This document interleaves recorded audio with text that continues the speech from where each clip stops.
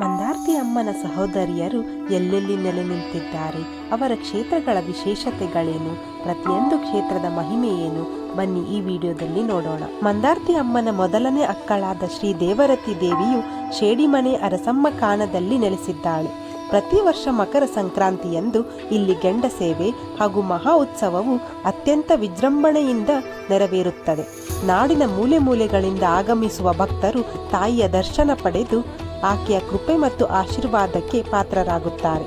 ಭಕ್ತರ ಇಷ್ಟಾರ್ಥಗಳನ್ನು ಈಡೇರಿಸುವ ತಾಯಿಯ ಮಹಿಮೆಯನ್ನು ಭಕ್ತರು ಭಕ್ತಿಭಾವದಿಂದ ಸ್ಮರಿಸುತ್ತಾರೆ.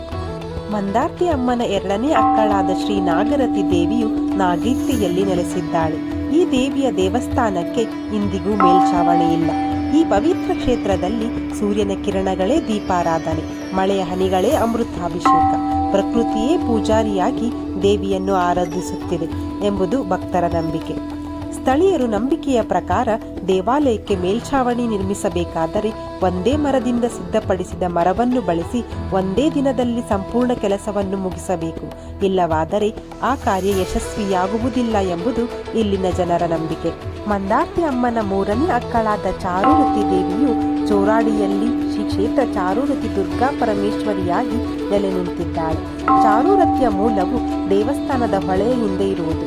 ನಾಗರತಿ ಮತ್ತು ಚಾರುರತಿ ಗ್ರಾಮದ ಮತ್ತೊಂದು ಅಪರೂಪದ ಸಂಪ್ರದಾಯವೆಂದರೆ ಯಾವುದೇ ಮನೆಯಲ್ಲೂ ಮಕ್ಕಳಿಗೆ ತೊಟ್ಟಿಲು ಕಟ್ಟುವುದಿಲ್ಲ.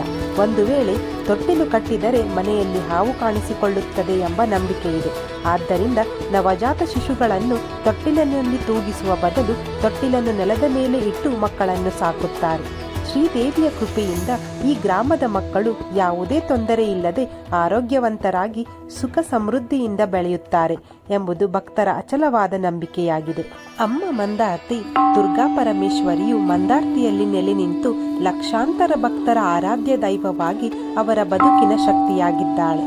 ಅಮ್ಮ ಮಂದಾರ್ತಿ ಎಂದು ಭಕ್ತಿಯಿಂದ ಕರೆದೊಡನೆಯೇ ಹೃದಯದಲ್ಲಿ ನೆಲೆಸಿ ಸಾಂತ್ವನ ತುಂಬಿ ಜೀವನದ ಪ್ರತಿಯೊಂದು ಹೆಜ್ಜೆಯಲ್ಲೂ ಕೈ ಹಿಡಿದು ಮುನ್ನಡೆಸುವ ಕರುಣಾಮಯಿ ತಾಯಿ. ಮಂದಾರ್ತಿ ಅಮ್ಮನ ಇತಿಹಾಸ ಮತ್ತು ಬೊಬ್ಬರ್ಯ, ವೀರಭದ್ರ, ಹೈಗುಳಿ, ಕಲ್ಲುಕುಟ್ಟಿಗ, ಚಾಮುಂಡಿ ದೇವರು ಅಮ್ಮನ ಜೊತೆ ಪರಿವಾರ ದೇವತೆಗಳಾಗಿ ಹೇಗೆ ನೆಲೆ ನಿಂತರು, ಮತ್ತೆ ಮಂದಾರ್ತಿಯಲ್ಲಿ ಯಕ್ಷಗಾನ ಹೇಗೆ ಶುರುವಾಯಿತು ಎಂಬ ಅಪರೂಪದ ಮಾಹಿತಿಯನ್ನು ನಮ್ಮ ಹಿಂದಿನ ವಿಡಿಯೋಗಳಲ್ಲಿ ನೋಡಿ. ಮಂದಾರ್ತಿ ಅಮ್ಮನ ದೇವಸ್ಥಾನದ ಹಿಂಭಾಗದಲ್ಲಿರುವ ನಾಗತೀರ್ಥವು ಅತ್ಯಂತ ಪವಿತ್ರವಾದ ತೀರ್ಥಕ್ಷೇತ್ರವಾಗಿದೆ.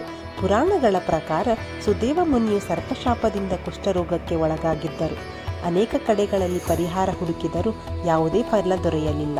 ಕೊನೆಗೆ ಮಂದಾರ್ತಿಯ ನಾಗತೀರ್ಥದಲ್ಲಿ ಭಕ್ತಿಯಿಂದ ಸ್ನಾನ ಮಾಡಿ ಅಮ್ಮನವರ ಪವಿತ್ರ ಹುತ್ತಕ್ಕೆ ಪ್ರದಕ್ಷಿಣೆ ಸಲ್ಲಿಸಿದ ಬಳಿಕ ಅವರ ರೋಗವು ನಿವಾರಣೆಯಾಯಿತು ಎಂದು ಹೇಳಲಾಗುತ್ತದೆ.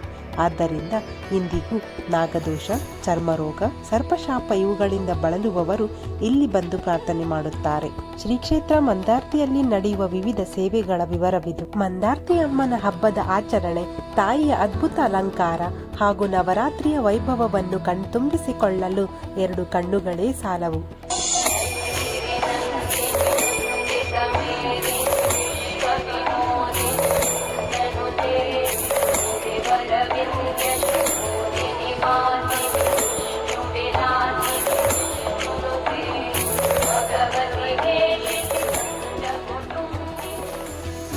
ಮಂದಾರ್ತಿ ಅಮ್ಮನ ತಂಗಿಯಾದ ಶ್ರೀ ನೀಲರತಿ ದೇವಿಯು ನೀಲಾವರದಲ್ಲಿ ನೆಲೆ ನಿಂತಿದ್ದಾಳೆ.